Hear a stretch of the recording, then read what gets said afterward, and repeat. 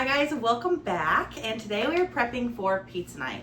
One of my absolute favorite nights. I feel like everybody can share the love of pizza. So I figured this would be a really fun vlog to do to show you how I prep the dough for pizza night. And also just us cooking the pizzas in our pizza oven. We actually won a pizza oven last year. I feel so insanely grateful. It is like such a good pizza oven, so I can't wait to share. I've been wanting to share this for such a long time and just haven't gotten around to vlogging it. But since I'm back on YouTube, I was like, this is a perfect opportunity. I feel like everybody can benefit from a really good pizza dough recipe, and you can also make this in the oven. It does not have to be in a pizza oven, but I just am excited to cook it in the pizza oven because it makes such good pizza and it's so quick. So I'm excited to share that with you today. The recipe today makes two 12-ounce pizzas, not 12-ounce, 12-inch pizzas. So you can double it if you are a family and you want more pizzas or you just want to have more options. But this is also great if you do split it. If you are somebody who's just making it for yourself, you can split the dough and you can either freeze it or put it in the fridge up to 3 days and use it for another type of pizza, like a breakfast pizza or something like that. So I feel like this recipe goes a long way, which I love. And I feel like it's always nice to have a recipe that you can utilize multiple times, or you can feed many people at the same time. If you're having a girls' night, if you're having people over, this is like the perfect thing to do. So yeah, we're gonna prep that today. I have our little cookbook between Alex and I that we write down all of our favorite recipes as we make them, and like we test them multiple times. And this is our own little family heirloom cookbook between the two of us, and it's so much fun. So I pulled this out. We're gonna look at the recipe, and for this, you do just need water, active dry yeast, sugar or honey, olive oil, sea salt, and all-purpose flour or 00 flour. My favorite is using 00 flour. I feel like it makes such a big difference, but I only have like half of the bag left, so I'm gonna be mixing all-purpose flour and 00 flour, so that's what we're gonna be doing today, which is totally fine. You can do all, half, none, it doesn't matter. If you don't have this, it's not a big deal, but it's just really good. So if you do have the opportunity to buy this, or if you have this, I would definitely use this. So we're gonna get started, and I'm excited to share with you how I make this from now all the way until it's completely risen, shaped, and we make the pizzas into the pizza oven. And yeah, so that's gonna be the theme today. So thank you for being here. Okay, first we do need 1.5 cups of warm water. So I put 1.5 cups of water in here, and then I'm going to activate the yeast in the warm water. I just buy the big thing of yeast because I feel like, honestly, this lasts a lot longer than buying the packets.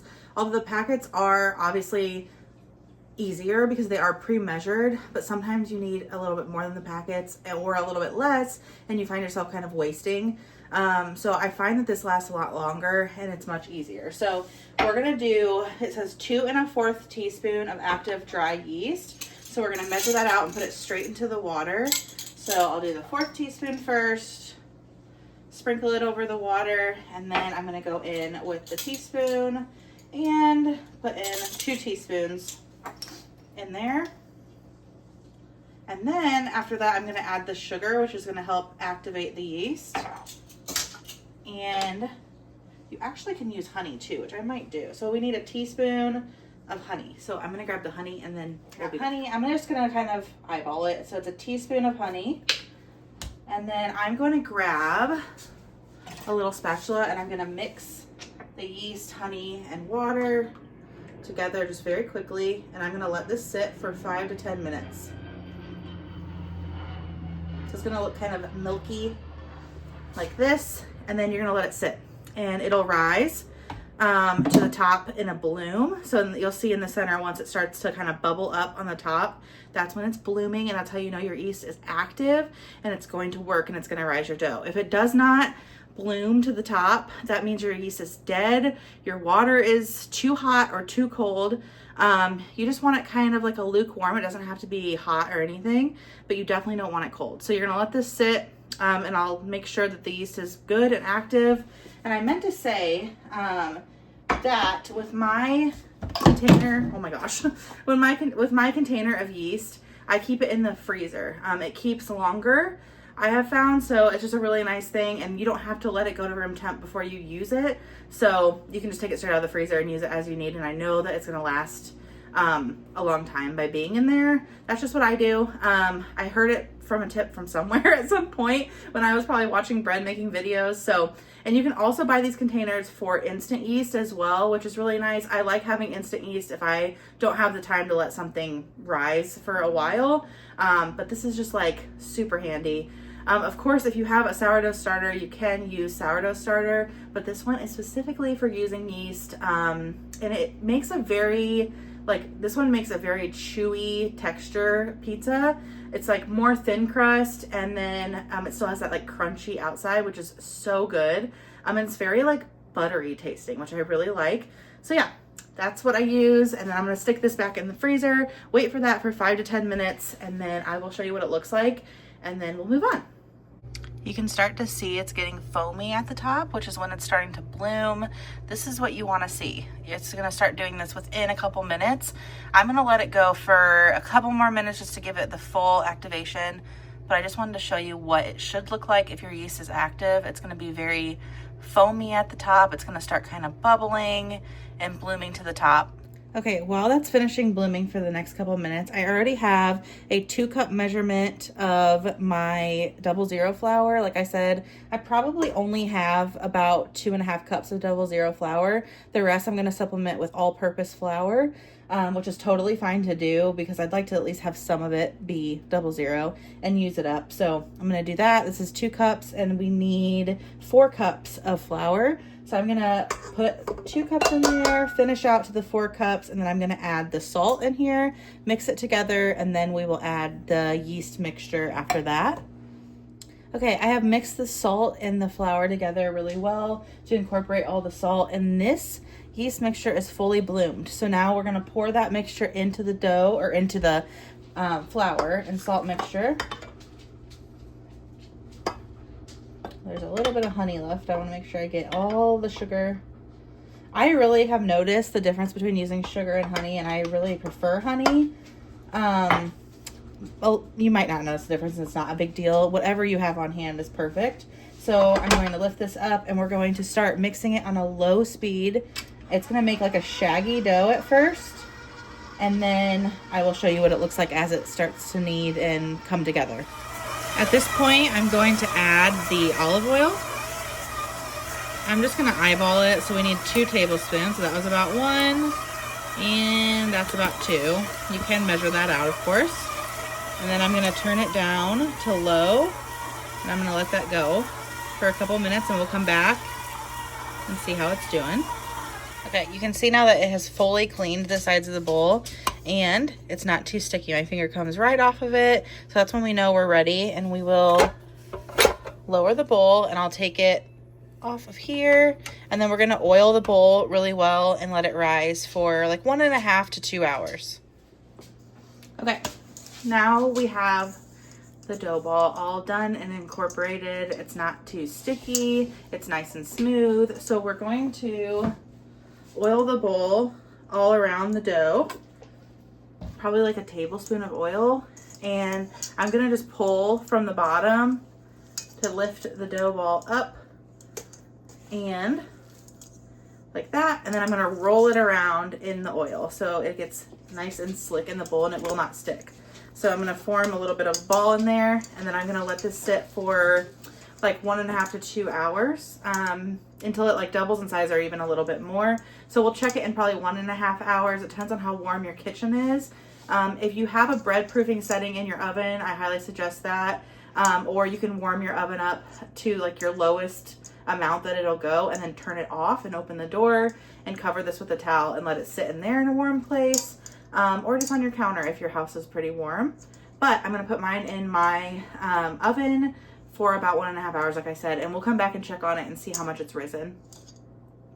The goal is to not have to buy anything, right? But I will advocate for these so hard.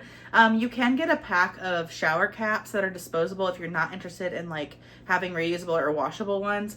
But you can get a pack of these literally in so many places. If you can, try to find a local store that carries them, or somebody who sews, who can make them for you.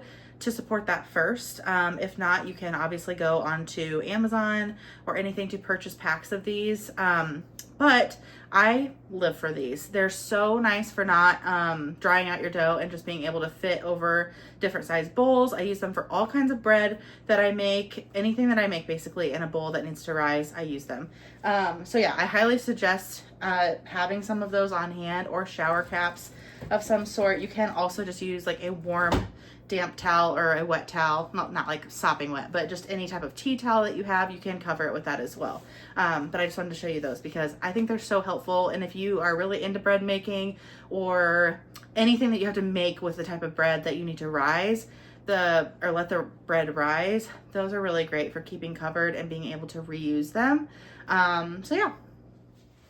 Okay, one of my favorite things with pizza is Coke. So instead of just having a regular Coke, we're gonna have a Ameri-cola, which is one of my favorite drinks from our local coffee shop, CXT. And Alex and I, we crave it so bad. And now that I have an espresso machine, I'm gonna try making an Ameri-cola at home with their coffee beans. So we have their coffee beans in here. I have a Mexican Coke, which is very important because it does not taste the same with regular Coke. I think it's probably obviously the real sugar, and it's so good. So I have an ice cold Coke, and I'm gonna do it in this cute little jam jar. And I have my ice here, and then I'm going to make a shot of espresso, well, 2 shots of espresso, and then I will pour it over the Coke and with a little bit of vanilla syrup. It's so good. So I'm going to show you how I do that. This is my second time trying it at home. The first time I used regular Coke because they didn't have any of this Coke at the store that day. And so I'm so excited to actually have it with the real Coke and to have it with CXT beans, because last time I did not have that either. So I'm hoping it'll turn out exactly how I imagine it to, but we will see. So I thought that would be a perfect thing to sip on while we wait for the pizza dough to rise, and to have, because when I think of having a pizza, I think of when I was a kid and I would always have like a Dr. Pepper or a Coke with pizza, and it was the best thing ever. So I thought this would be a fun thing to try and show you how I make it. Okay, I got a little glass to make it easier because I'm gonna pour the Coke into my drinking glass first. This will like explode if you shake it. So you want to make sure to pour the espresso straight into the Coke with no ice, and do not shake it by any means. I'm going to leave a little room for the espresso and the vanilla. I'll let that sit to the side, and then I'll put this under, even out the scale, and then we'll see if we can pull a really good shot. So I start the timer as soon as that first drop is in there, and my goal is to get to like 36 grams, which is about double to what I put in there for the grounds, at around 27 seconds.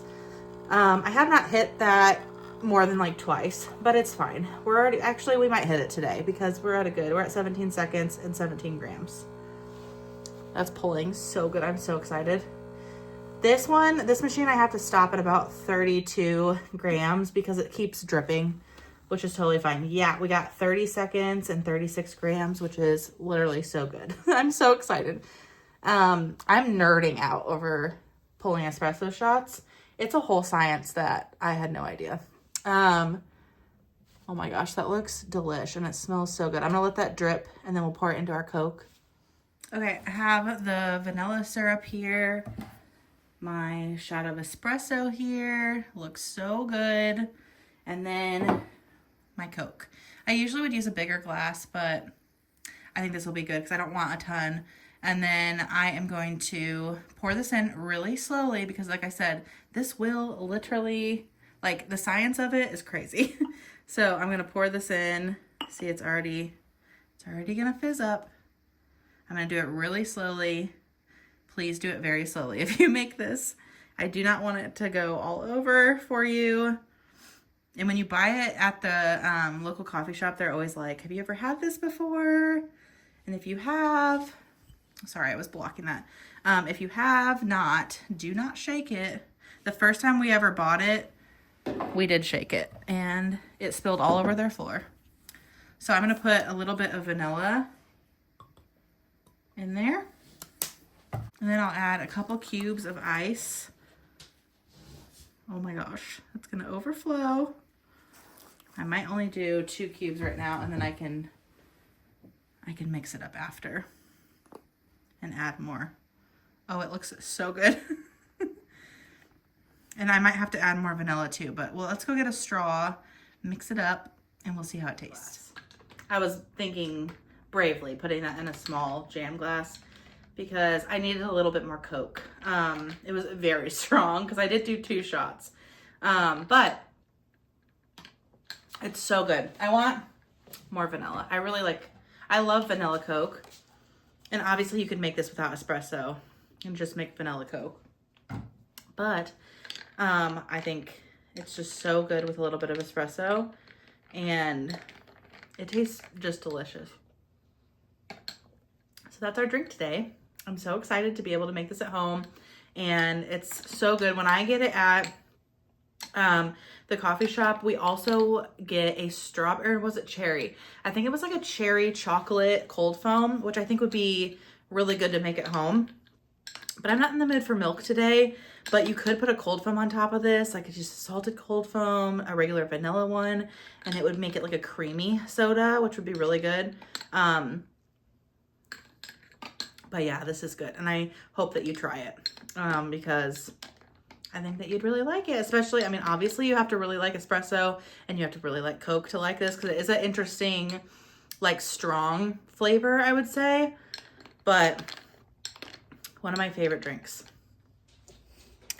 Okay, the dough has risen now for about an hour and 45 minutes, and it has doubled in size. And I'm going to see how it easily pulls away from the edges of the bowl, and that means it's ready. So we're going to dump it out onto a floured work surface. This dough I'm not going to need probably for maybe another couple hours until dinner. So I'm going to split this into 2, roll it into balls, and then I'm going to put it into the fridge. And then I'll take it out 30 minutes before I need it, so that way it can rest, get to room temperature, and we can actually shape the dough for pizza. Okay, we're going to cut this in half. And then I'm going to fold it over itself. Get some more flour on there. I'm going to shape this dough into a ball. I'm going to create some tension on here. We have one, and I'm going to fold this one over itself. I'm going to create another dough ball, create some tension so it's a nice tight dough ball.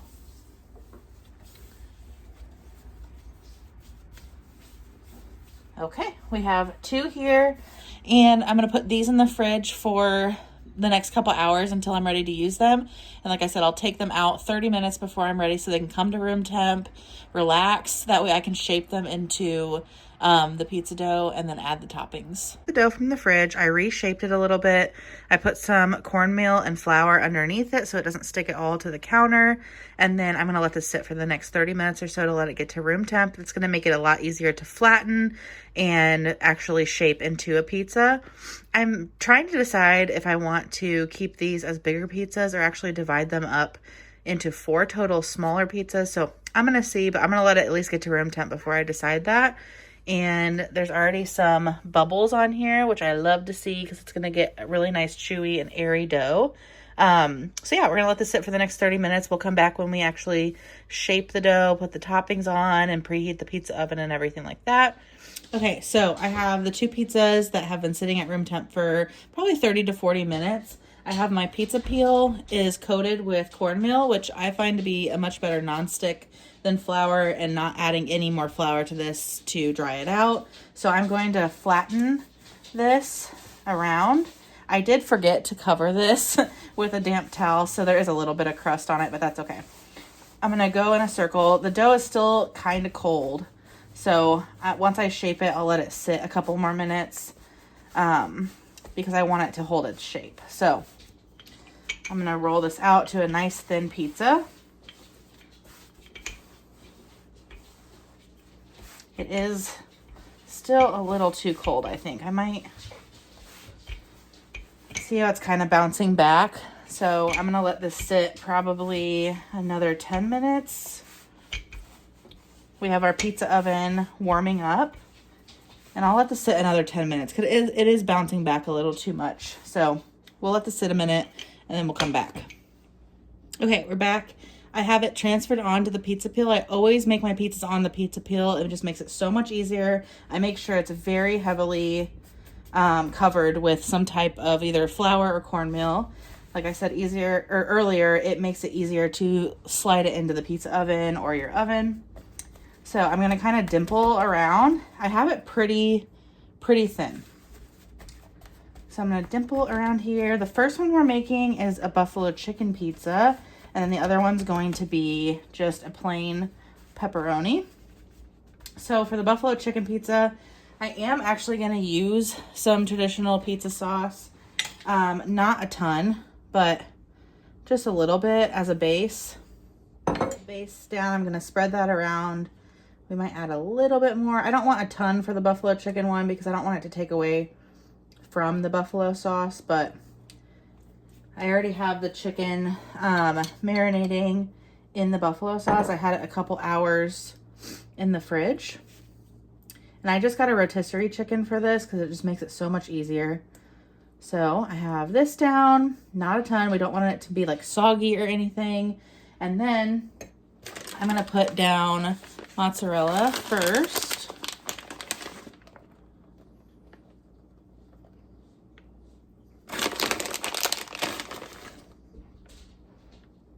And then I'm going to add some sharp cheddar.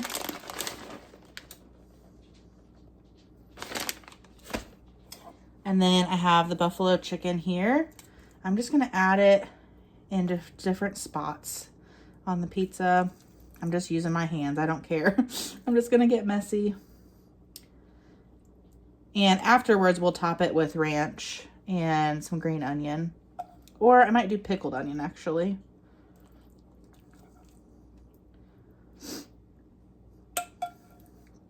And this was a perfect way to use up our rotisserie chicken we had left.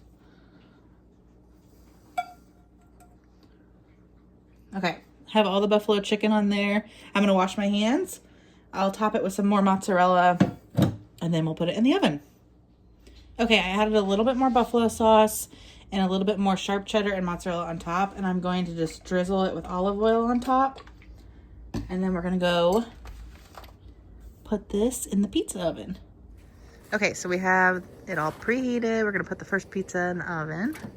Well, Alex is. He's the master at getting it to slide off. Sweet. Boom. And I think it's like 5 minutes? 6 minutes. 6 minutes. So this will go, nope. This will go for 6 minutes. In the oven right now. I have a couple minutes to make the next one. So the next one is just going to be pepperoni. And I really like to put the pepperoni underneath the cheese. So I'm just going to layer this pepperoni. And I'm going to use probably this whole pack. I always try to get like a really high quality pepperoni, but I just feel like it tastes a lot better. Okay, so we layer that on. We're just going to use the rest of this cheese.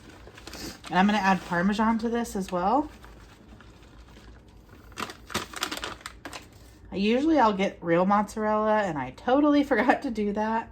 So this will do. But I'll do the rest of the mozzarella. I just kind of throw stuff on there. You can use whatever blend of cheese you want. And I might add a little sharp cheddar on there too, just to add. We really like our pizzas very cheesy. And we'll just add a little bit on there.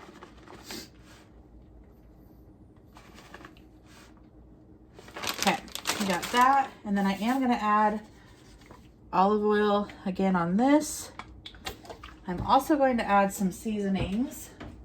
So we'll add oregano and basil.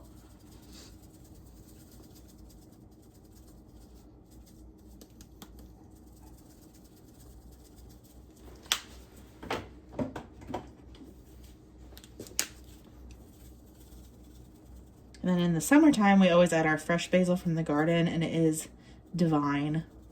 But this will do for now. And then we will go swap out the pizzas outside. So we have our pepperoni all ready to go. If you wanted to, which I've done before, you can leave an edge around here. You can brush it with like a garlic butter afterwards. You also can take string cheese, which I've done before, and you can stuff the crust if you want that and just kind of like roll the crust over and have a stuffed crust pizza, which would be really fun to do as well. But today we're just going for simple thin crust pizza. Okay, we're ready for the next one. And then I'll go for 6 more minutes. We have our buffalo chicken. Oh, it looks so good. It'll be tasty. Yeah. All right, we're gonna pull this one out. So good. Okay, so we have the buffalo chicken pizza here, and we're going to top it with ranch. And then, now that we've topped it with ranch, we're gonna go in with some pickled onions. You can do green onion too, but this just sounded really good because it's kind of sweet.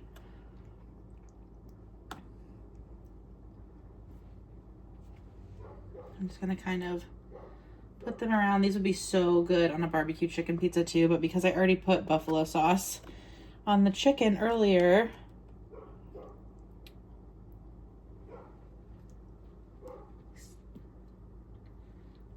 just spread those out, do a couple more. Okay, this is what they're looking like. So good. We'll let those rest for probably 5 minutes and then we will cut into them.